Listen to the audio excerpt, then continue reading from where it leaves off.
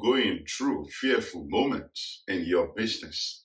Welcome to Streams. On this edition of Streams, I'll be sharing with you fearful moments in business, whether you are starting or you are scaling at whatever level you find yourself. There will be scary and fearful moments where you think of, should I cut and run? Should I just abandon everything? And I'll be sharing with you some of my own experiences in my own journey, and you can take heart. You'll see you are not the only person. Everyone you see at the top there had moments where they think nothing was going to plan.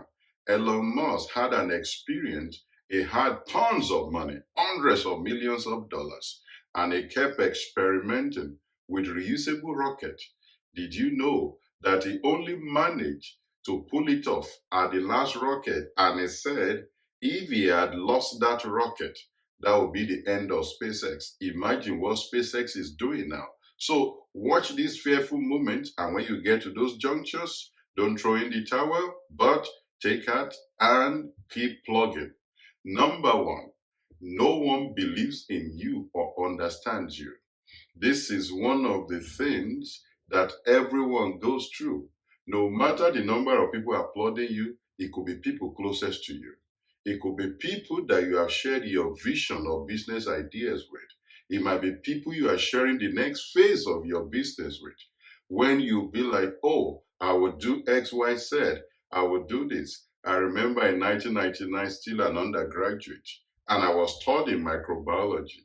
And I discovered that there's a career at international development. And I was sharing with people how you could do this, what you could do. I started, got involved with a UN youth organization, and I was discovering new possibilities. And I was sharing that with people. A lot of people did not understand. And a lot of people were just plainly like, go and face your microbiology. As a microbiologist in 1999, you were like sought after. But I had an idea of a possibility in that world. Not too many people understood me, or not too many people believed that there's a possibility there. But today, the rest, they say, is history. So when you are in that moment, remain focused on the picture that you are painting, all the new discoveries, and go for it. If you can withstand the consequence of your actions, then go all the way for that vision, because people will only return to the victory or the spoils of your victory.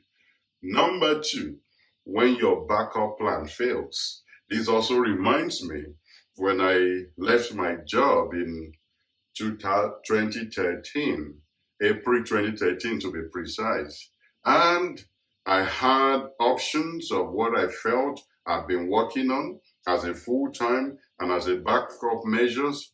And in 6 months, everything I thought would go to plan because I've been experimenting with it part-time while I still had a steady job. Then I left my job and everything I'd been experimenting just collapsed. What do you do in that situation? You pick yourself up again and go at it again and explore new areas you have not thought possible. I started exceeding what I thought imaginably possible initially. Then the opportunities came. And number three, I told you so moment. That will happen again and again. People will say to you, I told you you were not going to make it, or you could not pull it off. When I was running a business center, I think that was 2002, 2003. And I had this technician who actually introduced me to the business. And he was giving me a lot of conditions or boundaries of what I could do, what I could not do. Then I just cut and run. I like to expand and test the boundaries of possibilities. Then we got it all wrong. And I had to go back to him to seek his help in order to solve some problems. And it was like, I told you, you're not going to get it right without my help. And after we made up again, I had to test the boundaries of possibilities again. We made a good success of the business for when it lasted for about 5 or 6 years. But we kept testing possibilities and expanding beyond the realm of what he allowed us to test at that time, because he wanted us to be under his tutelage all the time. And if you know me, I'm restless. I like to test the boundaries and possibilities. So if you face I told you so moment, it's not a big deal. Hit the humble part and go to people, ask for help, and tell them, well, I tried to do that. I didn't get it right. Can you help me out? Don't allow pride to make you not to ask for help. Ask for help. It doesn't diminish you and it doesn't reduce your vision. You just go at it again.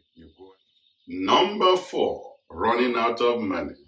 That is something some of you are experiencing now. You had some savings, you had some money put aside, and you are running out of that money. You remember I mentioned the case of Elon Musk. I've also experienced that. When I left my job, I had some little savings, I had my credit cards, and some overdraft. I ran out of everything. I was getting to the last pennies before things begin to turn around. I remember a fateful Sunday, my wife was saying to me, oh, we're going to do some shopping on our way. And I checked my card. Maybe I had less than 10 pounds on the card. And I feel like, what am I going to do? But as they say, the rest is history. So when you are running out of money, begin to think of other things that will pay your bills outside of that business you are focusing on. Because when I was running out of money, there were other services or consultancies that I could offer to make me money to pay my bills while I keep pursuing my vision. So while you are pursuing that business, while you are waiting for that business to turn around, look at skills that you have that could make you some quick bucks on the side that is related, that will not take you out of the business or the vision you are pursuing already, or something that is alongside that business. You need to be strategic. It must be something like, for me, I was running a social enterprise and consultancy. So I was driving the business, but also offering consultancy services for people so as to be able to pay my bills and things eventually turn around.